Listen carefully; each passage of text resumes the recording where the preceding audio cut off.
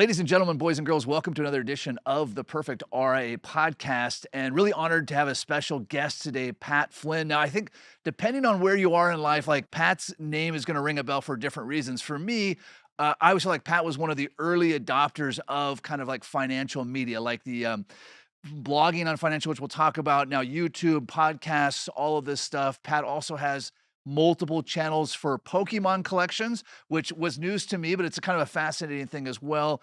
Pat is also the author of several books. His most recent book, Lean Learning, and I'm really excited, Pat, to talk about content creation in the financial space, but also to talk about how this idea of lean learning applies to small business owners. I feel like a lot of times as small business owners, like we have such a limited bandwidth on the time we have available. So we could burn it all up trying to learn everything there is to learn, but we would never get there. So I guess, Pat, with all of that, man, jump us right in. Like get Yeah, us up to speed and give us the whole spiel. there's a lot we could talk about. I do want to start by going back in time, though. I mean, personal Please. finance blogs were my thing. I don't know if you remember blogs when you used to read them in the morning with your Yeah, RSS feed reader, that's and you right. get like That's right. 30 blogs that you were subscribed to. I love those, dude. And I have to thank a particular one. It was called mymoneyblog.com because this guy, he didn't even share his name. He was faceless, but he was sharing his literal investments in the stock market every week, what he was putting money into, what he Huh. was taking out. It was the first time I saw somebody in the finance space so just authentic and transparent about what he was doing. And he wasn't always doing well. Sometimes he didn't do well, Sure. but it was always a lesson. And I carried that forward after I got laid off and started my own business. I always wanted to be upfront and honest with my audience. And after starting a successful architecture business to help architects pass an exam, I started teaching this stuff that I was learning online. And I always said, I'm going to share everything. This is why a lot of people connect me with like a lot of the finance stuff, because I used to share exactly how much money I was making with all the products, things that were going well, things that weren't going well. But it was always a lesson. And that's kind of what put me in the map, on the map at first before I started all these other new projects. Yeah, and I suppose depending on the age of the person listening or watching, like the idea of being transparent about your finances, that sort of just feels like a little bit like business as usual now. But in the late 2000s, when you started Smart Passive Income, like no, like you would never share your stuff. This was pre-social media, right? Like no one was sharing what they had for breakfast or what they were investing in. Like it was a really a big secret. So you really kind of went out on a limb there into a new realm. Yeah, I mean, you're dating me a little bit and making me feel old by saying that, but that's okay because I'm definitely, a little bit older, but a little wiser as a result. Yeah, But right around that time, I also started getting early onto podcasting, right? yeah. Podcasting was just coming on the scene. And thankfully, I dove right in, and it became an amazing way to share stories and bring guests on. And there were a lot of benefits to that. I mean, like even you and I right now, building our Yeah. relationship Yep. together and sharing this information out there with the world. It's amazing. And some of my best friends have come from that world, and I even helped people like Tim Ferriss start his podcast That's as right. well back in the day. And then YouTube, writing books, speaking on stage, all these things. And so a lot of people know my voice from the podcast because the podcast really took off more than anything back in the day. And we're approaching almost 1,000 episodes since 2010.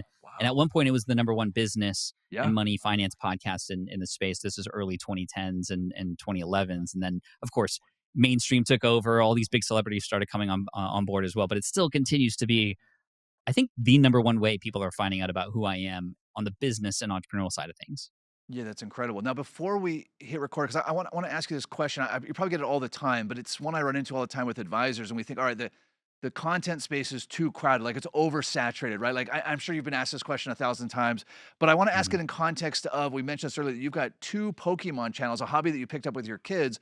One of them you just barely started, and it's taken off extensively, which seems to speak to that quality still works. But kind of peel that onion for us. Yeah, I mean, there's a lot of people creating stuff today. The barrier to entry to dive into these things, whether Yeah, it's TikTok, Reels, YouTube Shorts, whatever it might be, is very low. But are those spaces saturated with high quality content? Are that's a good those point. spaces saturated with people who are relatable, who you can connect with on an emotional level? No, they're saturated with just more crap. So that Yeah. means you can come in, and when you bring your own personality into it and, of course, teach along the way, you're able to do something special and connect. And you don't need a lot of people to do some amazing things. There's an article that was Mm, written a long time ago, but it still plays true today. And it's called 1,000 True Fans. that's a Because if you classic. build your business or your client list or whatever it might be, imagine just 1,000 people, right? In this world of however many billion, Yeah. when we're all looking for millions of subscribers. If you just have 1,000 people And let's say at a low end, they're a fan who would pay $100 a year just to do or be a part of your thing, or invest in whatever you have to offer.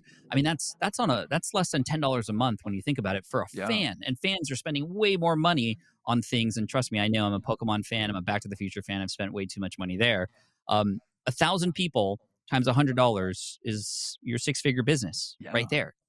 And where you have true fans, those people will bring in more people of that quality, and you won't even have to spend a lot of time and money marketing because your product and the way you make people feel is Mhm. doing the marketing for you. And it's an amazing thing. And that's what my previous book was about, Superfans, published in 2019 as a self-published book. And I feel like it was a little ahead of its time because now, today more than ever, especially because AI is here and information is available to everybody. And if information were the answer, we'd all be successful. That's But right. Yeah. really, it's about the connection, the community, and being able to support each other along the way. So with this idea of 1,000 true fans, um, what would you say are like reasonable expectations for somebody starting out, right? So I mean, we can talk about that. You started a new channel, another Pokemon channel, and it picked up right away. But you got a lot of experience generating content. Perhaps people recognized you. If someone says, "Hey, listen, I want to get into podcasting or blogging or whatever the platform is," how do you balance this? Like, hey, I need to grind it out, but at the same point, like, I need to know if this is a dead end for me as well. What thoughts do you have there, Pat? Right. This question of how long do I do it for until I persist or pivot? Yeah. By the way, the second YouTube channel, nobody knew who I am. It's a faceless channel, and I was still able to Oh, grow it okay. to Yeah. 1.6 million subs in 300 days. And it's in and of itself turned into a five-figure a month business just from that, which was crazy. So there are opportunities out there, but the big difference is instead of dabbling into it, right, which many Yeah. people do, let me just kind of scratch the surface on many different things at the same time and see what sticks on the wall. That doesn't work because people connect when you fully show up to something. So what you Yeah. have to do, some people think, well, then, okay, well, I don't want to dedicate my entire life to something I'm not exactly sure yet, and I don't want to pigeonhole myself into that. So what do I do? Yeah. So like this shorts experiment that I did, I took 60 days. And I said, Okay. I'm going to go daily for 60 days. Quantity is actually more important than quality in the beginning for several reasons. Number one, Interesting. you have hardly any viewers already anyway, so you need to get those reps in. You need to get better. Even by day 30, my editing time for those videos went from 45 minutes to 15 to then 10 minutes. So even if Interesting. nobody was watching, I was still improving and gaining skills there. That being said, knowing that I only had 60 days gave me a light at the end of the tunnel, such that if I get there, whether the results are a ton of views or not, I still won because I gave it a shot. I actually committed to a certain period of time. And that's the big secret there. When you get into something, you want to put it on the calendar, whatever it might be. It's different for different things. But whether it's 4 weeks or 8 weeks or maybe 6 months into blogging or 1 year of your podcast until you reassess, you're Sure. actually committing to it and giving it a shot. And showing up to do that is more than half the battle because many people will just give up once they try it and they don't see anything. So by day 30 in the shorts experiment, my videos were only getting a couple hundred views. But day 35, one of those Really? videos hit 750,000 views. And when I look back and assess, like, why did that video do so much better than the others? Well, I was learning along the way. There were certain videos that did better that I incorporated that into this video. For example, when I found a Pokemon pack and it had a sticker on it, a price tag sticker, those videos always seemed to do a little bit better. So that was like a learning thing Oh, from one of those interesting. videos that I Yep. just all those things that you learn over time stack. And one day, as long as you keep going, things will start to happen. Nothing's going to happen if you don't take action. But also, action without aim or without any guardrails is also just kind of chaos. And we don't want that either. So that video that took off, and I just want to make sure for our listeners that are following along here, this wasn't like you pulled a Mr. Beast. You're like, and in this video, I'm going to burn 10,000 Pokemon cards. It was kind of like you had done No. 30 iterations, and you started to get a feel for what's going on here. You mentioned you were learning editing as you go along. So let's kind of tie this to your lean working book, right? Because or lean learning, excuse me. Because it'd be easy to say like, hey, listen, I'm not going to start my channel until I know everything there is about editing, or until I've watched every YouTube video there is on how to make YouTube shorts, or until I've thought of 10,000 ideas. Like we can see where this would go, right? So with lean Yeah. learning, like how do we tie this in? Like I need to know enough to get going, but at the same point, I could never start if I tried to learn everything. Right. I mean, this is such a good question. And I think it's obvious that that's the case, that you cannot possibly learn everything, yet we try to.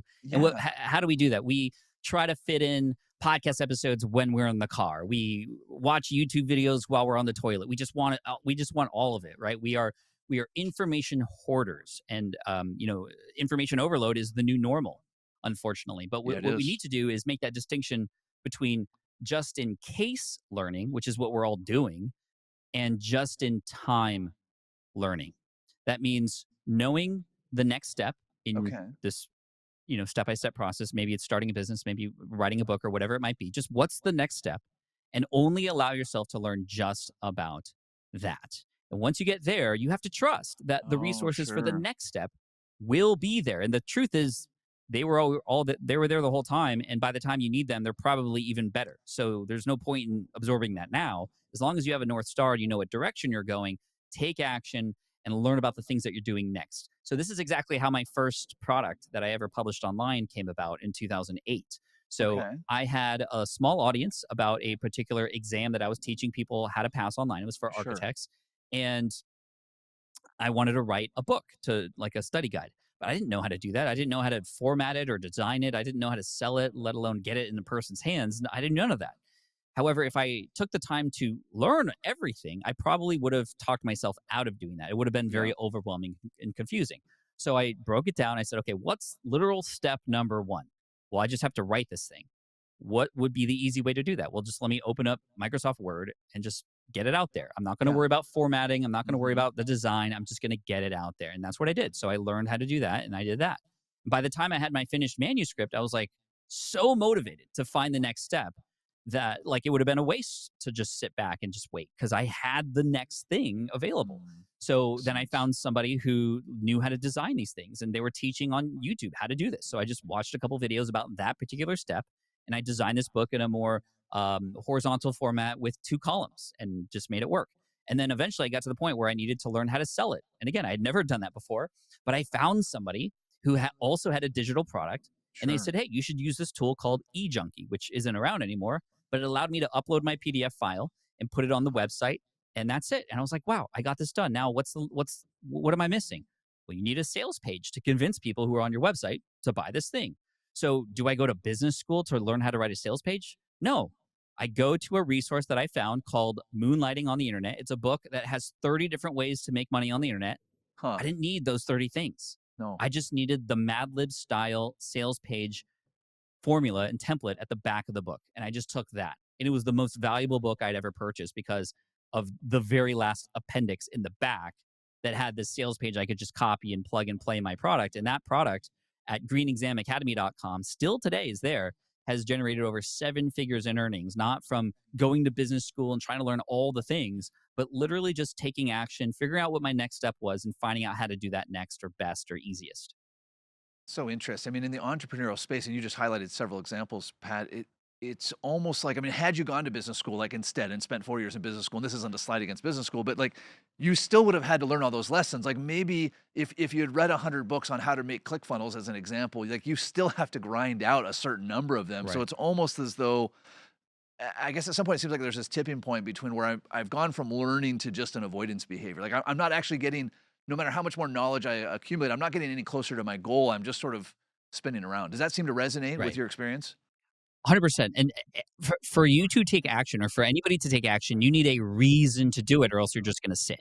For Sure. me at the time, I had gotten laid off. I'd moved back in with my parents, which was like moving backwards in life. I had just gotten engaged too. So I was like, I'm not going to, get married when I'm living with like, I had so much reason to Yeah. try and do these different things. There's a section in the book now where I try to put myself in those positions now voluntarily. Now, I'm not saying like, quit your Interesting. job so that you're forced to do things, but in a way you kind of have to put yourself in a little bit of a higher pressure situation in order to get yourself to finally start moving. For example, in my business, I was doing everything but speaking publicly because I was deathly afraid of doing that. However, I knew that that was going to be a very important part of my platform, was trying to get on stage, to meet new people, to meet Hmm. other speakers at those events and just kind of become more of an authority as an entrepreneur.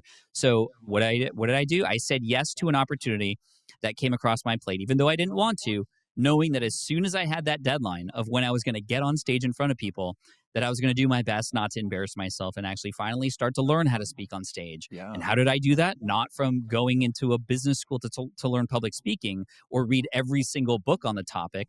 I went in the probably fastest way to do it. I found a person who was a friend who was a speaker. Yep. And I said, hey, if you were to speak again from scratch today, what would be the way that you would do it? And he said, oh, I would read this one book I've discovered called Stand and Deliver by Dale Carnegie.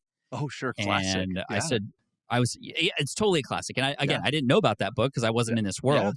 So instead of trying to like search for it on my own, I found somebody who had already gone down that path and recommended that to me. It was a trusted resource. And I just went right in and started implementing those things while I was creating this presentation. And no, the presentation wasn't perfect, but it got me going. And since then, I've spoken in front of or on 350 different stages, and I've earned seven figures in speaking fees And speaking now fees. since doing that. I know you speak a lot as well, and it's something Mhm. that you can only get better at by doing it. You can only learn so much before you finally have to like take action to actually feel what it's like to make improvements.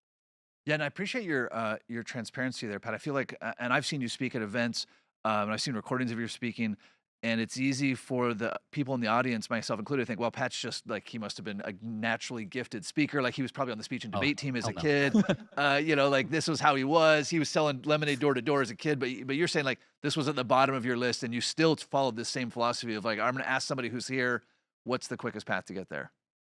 What's the quickest path? Or the question in the book that is the keystone question that I got from Tim Ferriss that I always use when I'm trying something new or I'm learning something new now. That question is, if this were easy, what would it look like? Mm, And that question helps us remove 90% of the things that we're often thinking about, especially us entrepreneurs and finance related people. We're thinking about all the scenarios. We're overcomplicating things just because we feel like things have to be complicated. But if you ask yourself that keystone question, if this were easy, what would it look like? You can often find the path of least resistance to actual improvement, action taken, learning from doing rather than just consuming. And consuming, it's hard because it feels like we're learning, it feels like we're yes. making progress. But the more we consume, the less time we have to actually have real life scenarios play out and us actually take those directions that we need to for where we want to go. So I'm curious, Pat, how do you apply that filter in your life? I mean, you obviously are a voracious consumer of content over your lifetime, and just based on your reading and the things you've written, how do you, and especially having kids and a family, like how are you filtering that out? There's obviously an endless amount of information available, and I feel like the further along you, like the more you learn, the more you realize there's more to learn, right? It's not like that it ever gets Correct. smaller. I feel like it always gets bigger. How are you? How are you doing that in your day? Like, how are you finding time to do a Pokemon channel and be a great dad to your kids and a spouse and run these businesses and be on this podcast? And yet there's this avalanche of information that you could be consuming at the same time. Yeah, no, that's a great question. I don't do all of these things at the same time. Yeah. They're all on my resume at the same time, if you will, but they were not created Interesting. all at once, right? That's the Okay. first thing to Yeah. know. Um, to manage all these things, oftentimes I ask myself that same question: if this were easy, what would it look like? So let's take for example, a physical product that I invented in 2019 with my videographer. It's called a SwitchPod. It's a tripod where the legs kind of fold in and you can hold them, and it kind of competes with the Gorilla Pod, which a lot of people Oh, use, which was inconvenient and a little heavy. yeah. So we invented this thing. We used lean learning practices to do this. We had never done this before, but we took an iterative approach. What would it look like if it were easy?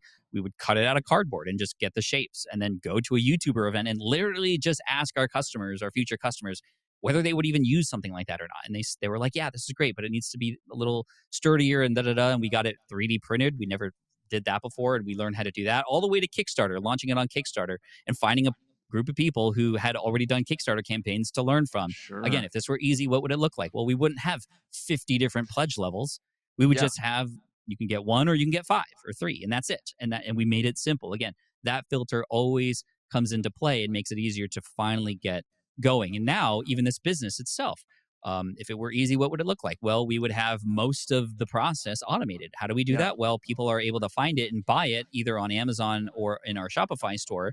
And no, we don't have any inventory with us. It's all at a what's called a 3PL, a third party logistics platform or Hmm. company who, when they see order come in from Amazon, they ship it out and it just happens automatically. And we don't have to touch anything. All we have to do is just talk about it. But even talking about it, what would it look like if that were easy? Well, we would just get it in people's hands and have them talk about it naturally. Cool. So let's just send these out one week and spend a little Yeah. bit of time grinding to write some addresses and put them in people's mailboxes.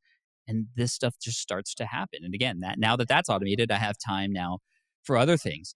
Now, as far as like the millions of ideas that I always have, right? Yeah. Because I want to take advantage of all of them and do them. Because you're right. As you grow as a business owner, as you get more confident, the ability for you to see more opportunities and actually take action on them become greater. Yeah. But if you're not careful, you will take action on all of them and nothing will happen and you'll Hmm. just burn yourself out, which is very common. So I have this thing called the 20% itch rule.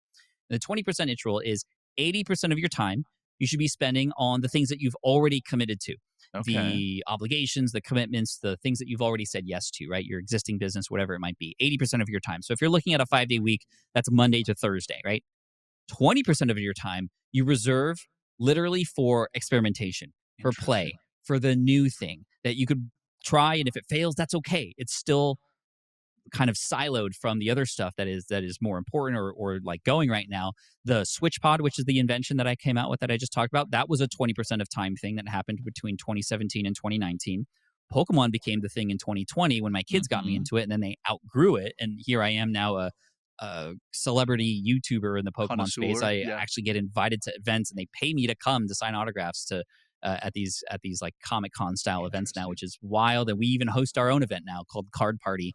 We're going to have 6,000 people in Tampa with us at the end of June for Wow, that's 6,000 amazing. Pokemon nerds from all ages. It's not just kids, by the way. It's Yeah, actually yeah. adults my age who spent our allowance back in the day, and now we Yeah, have more yeah. than allowance to spend on it, which is what's happening. So, yeah, I mean, this stuff in my book, Lean Learning, is not revolutionary. In fact, this is how we used to learn before we were just overwhelmed with everything. We would go to the right resources. You'd find that one book in the library to help Yep. you, and then you'd implement that, right? You might Yeah. not even read the whole thing. You just need that one page in the one chapter, and then you'd put it in the report or you do whatever. Now we're just so overwhelmed, and our brains are not evolved to consume this much information, but Mhm. we treat it as if it's still scarce, which is why our plates are full, which is why we're obese with info and slow and lethargic and confused and overwhelmed. And that's what this book is trying to battle. If you had to put a cap on learning time, is there a framework you would use for that, right? Because again, you mentioned earlier, hey, while I'm in my car, I'm listening to podcasts. When I'm on the bathroom, I'm scrolling social media. When I'm supposed to be present with my kids, I'm actually updating my LinkedIn. Like it's such an easy. I'm reading, or maybe we're saying, listen, I'm not even doing social media. I'm just reading books all the time. Like there's this trade off at some point where we're not making any progress. Any frameworks on forcing mechanisms or a cap on that, so we can say like, listen, at some point, this has gone from learning to its own avoidance behavior, its own addiction. Yeah. It's hard because you don't realize it's happening until it's, sometimes too late. You're like, okay, I've spent the last 6 months reading about this and I never took action. We put every Yeah. excuse in the book. Oh, Uh huh. this thing is happening in my life, or, the planets haven't aligned yet, right? We wait for that perfect Yep. time to do. And that's the whole point here. We need to do. So, how much time should you spend to learn the thing before you do? As much time as you need to just learn the next step and then go do that thing, Just the right? next step. Ideally in the shortest amount of time possible, right? It might just Sure. be literally a YouTube video that you need to watch to then do the thing that you're And then doing do the thing and move to the next step and then go back. Now, again, the hard part about this is we have FOMO. We fear constantly. missing out on all Uh this great huh. information that's coming across our plate, right? We see it in the socials. We see people liking it, talking about it, whatever it might be. We're like, oh man, I got to read that book. Everybody's talking about it. And there is something to be said for that, right? FOMO, yes, Sure. your brain wants to learn that because it's the crowd, the mob mentality. But there was once a strategy called joy of missing out to counter this. But Really? I never liked that. I'm like, Huh? I'm not really joyful that I'm missing out on this stuff everybody Yeah. else is talking about. I'm just kidding myself. So I came up with a strategy that's a little bit different than that. I modified it a Okay. little bit. It's the joy of opting out. JOOO. The joy Interesting. of saying, not yet. I see that. I acknowledge it. It's there. But you know what? I'm going to recommit to the things I've already said yes to. So I'm actually going to say no to Mm. that right now because this is the thing I said that was important. And I'm going to commit to that for X number of days or for until I get this result or whatever the case might be. Now, that's still hard to do because that Sure. thing is there. So for example, if somebody comes across, if you come across these resources, put them in a folder, Notion or Evernote or like a literal physical shoebox or whatever it might Yeah. be, just so your brain can move forward from them and you're like, okay, they're there in case I need them. 99% of the time, you will never even go back to it. It's just a mechanism for you to trick yourself to move forward. And by the time you need info for that next thing, there's better information out already. Yeah. So you might as well just say, no thanks, not yet, and do the thing that you said you were going to do. Isn't that funny? That's like the irony of it. Like I'm trying to learn 10 steps ahead, but by the time, if I ever get to step 10, whatever I've learned already is going to be antiquated, or I've learned so much along the way that it's really not going to matter. Yeah. Well, Pat, really Information appreciate all moves these. that fast. Yeah, it's crazy, and it's only speeding up. Really appreciate this. For all our listeners, be sure to check out Pat's book, Lean Learning. And Pat, they can find you like in 10 different places, right? On your website, Pat Flynn, Smart Passive Income. We've got your different your deep pocket monster, Pokemon channel, your card party. Like, where's the best place to look? Yeah, so at Pat Flynn on most social media channels. If you want to connect with me personally, Instagram, Twitter, or X, those are great too. Yes, Deep Pocket Monster is the Pokemon channel in case you want to see the kinds of stories we're telling there. And of course, the book Lean Learning: How to Achieve More by Learning Less. And man, thank you so much for having me on and letting me talk about this and for asking such amazing questions because this is the time that we need to rearrange the way we learn things. I mean, we are, especially us at our age. I mean, we were conditioned to learn in a certain way, Uh huh. but the world is moving so fast, and we're not keeping up with it. We need to change it, and hopefully, this at least starts the conversation.